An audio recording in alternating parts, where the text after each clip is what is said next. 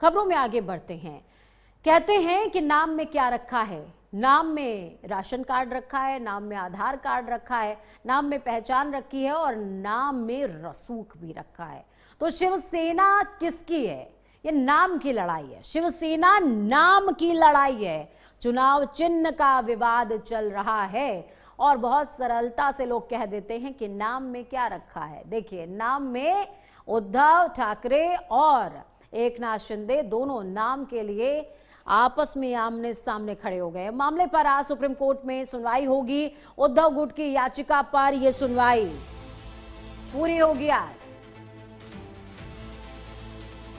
Election commission के फैसले के खिलाफ सुप्रीम कोर्ट पहुंचा है उद्धव गुट। शिवसेना के नाम और चुनाव चिन्ह को लेकर चल रहे विवाद में आज सुप्रीम कोर्ट में अहम सुनवाई होने वाली है।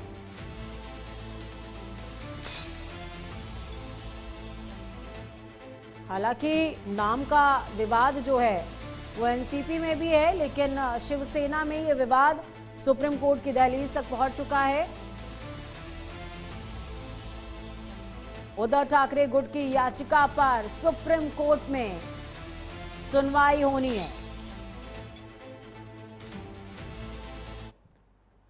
तो देखिए, यहां पर उद्धव गुट की याचिका पर सुप्रीम कोर्ट में सुनवाई होनी है, जिसमें शिंदे गुट को असली शिवसेना मानने के चुनाव आयोग के फैसले को चुनौती दी गई है। उद्धव गुट ने चुनाव आयोग के उस फैसले पर सवाल उठाए हैं जिसके तहत शिंदे गुट को शिवसेना का नाम और धनुष बाण का चुनाव चिन्ह दिया गया था।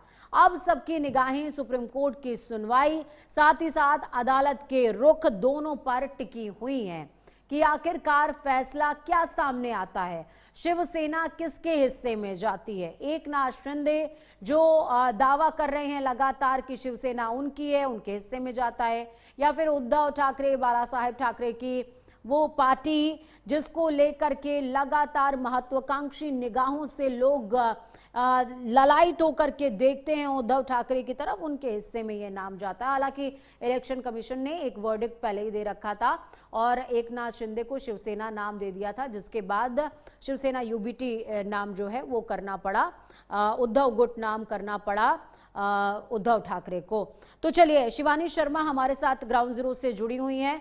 शिवानी, मैं आपसे समझना चाहूंगी, ये पॉलिटिकल रार, पॉलिटिकल वॉर जो है वो सुप्रीम दहलीज पर पहुंच चुकी है और क्या लगता है कि इस पर किस तरीके का फैसला सामने आ सकता है? हालांकि इलेक्शन कमीशन के फैसले को चुनौती है।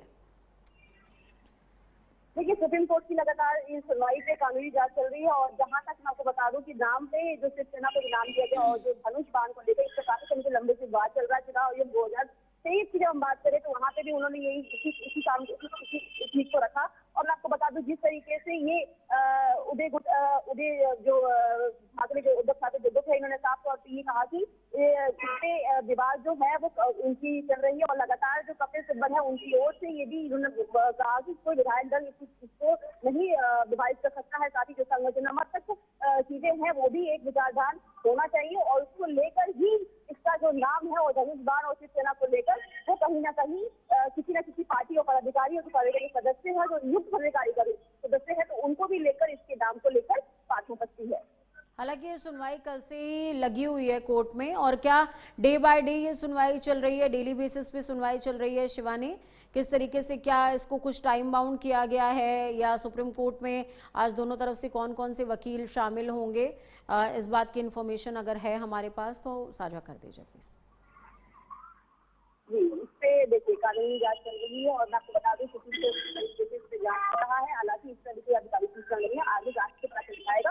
लेकिन मैं आपको बता दूं कि उदय गुट की ओर से कपिल सिब्बल इस मामले को आगे रख रहे हैं और दलीलें अपनी आगे पेश कर रहे हैं।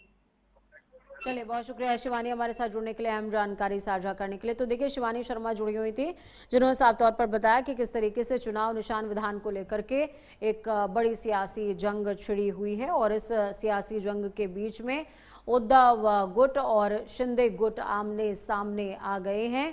आपको याद होगा कि किस तरीके से इलेक्शन कमीशन ने जिस दौरान रार देखने को मिली थी और शिवसेना से एक तरीके से विधायकों का समूह अलग हो गया और उसने पीसी करते हुए ऐलान किया कि हम ही असली शिवसेना हैं और उन्होंने चुनाव निशान और साथ में पार्टी के नाम दोनों पर अपना अधिकार होने की बात कही थी, जिसके बाद शिवसेना को इलेक्शन कमीशन ने एकनाथ शिंदे को हैंडओवर कर दिया, उनको नाम ये अलॉट कर दिया गया था।